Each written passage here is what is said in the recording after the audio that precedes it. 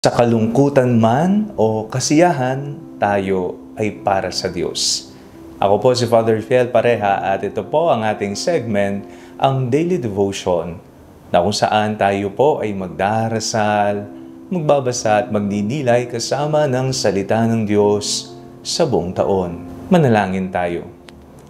Sa ngalan ng Ama, ng Anak at ng Espiritu Santo. Amen.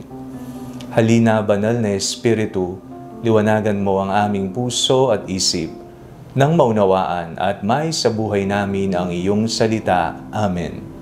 Our Bible passage for today is from the Gospel of St. John chapter 16 verses 16 to 20, and I read it for you.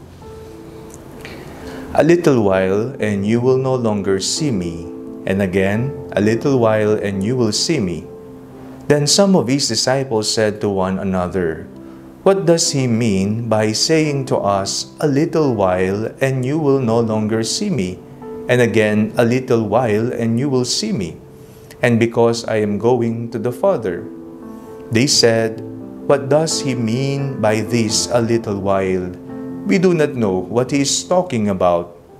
Jesus knew that they wanted to ask him, so he said to them, "Are you discussing among yourselves what I meant when I said, 'A little while, and you will no longer see me, and again a little while, and you will see me'? Very truly, I tell you, you will weep and mourn, but the world will rejoice. You will have pain, but your pain will turn into joy." Kapag po tayo ay nalulungkot, nagdurusa, umiiyak, sawi, o kaya naman hindi nagtagumpay sa buhay, ano po ang madalas ninyong ginagawa? Kayo po ba ay nagtatampo sa Diyos at sinasabi niyo sa Kanya na hindi siya totoo o kaya hindi siya nakikinig? Meron pong sumikat na kanta, "Natutulog ba ang Diyos?" Ito po ay isang katanungan kung talaga bang ang Diyos ay gising at alam niya ang ating mga pangangailangan o natutulog siya kaya hindi niya naririnig at nakikita ang ating mga pinagdaraanan. Kapag naman po tayo ay masaya, kapag masagana ang buhay, kapag nakukuha natin ang bawat nating hiling sa Kanya, at talaga namang nag-uumapaw ang ligaya sa ating mga puso at ang ating dalangin ay papuri sa Diyos. Sa panahon po ng kalungkutan, panahon ng kaginhawaan at tagumpay, tayo ay para sa Diyos. Binanggit po ng ating Panginoong Jesucristo sa ating binasang Ebanghelyo, "Very truly I tell you, you will weep and mourn, but the world will rejoice. You will have pain, but your pain will turn into joy." Sino po ba ang mayroong kakayahan na baguhin ang ating mga pagkabigo at kalungkutan? Sa ganang atin, hindi po natin yan magagawa. Ito ay magagawa lamang ng gumawa sa atin.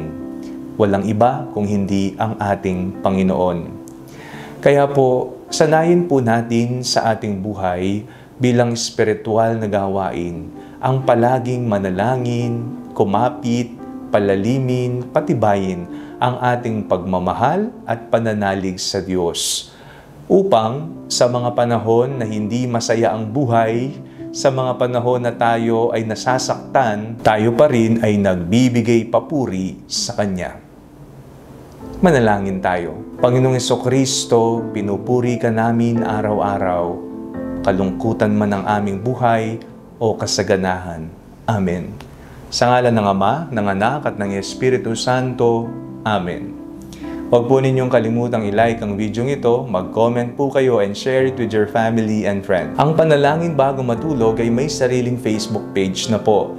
Huwag niyo pong kakalimutang mag-like at mag-follow dito, and do not forget to subscribe to our YouTube channel. I-click niyo lamang po ang link na nasa description ng video ito, o kaya naman po just search Father Fiel Pareha.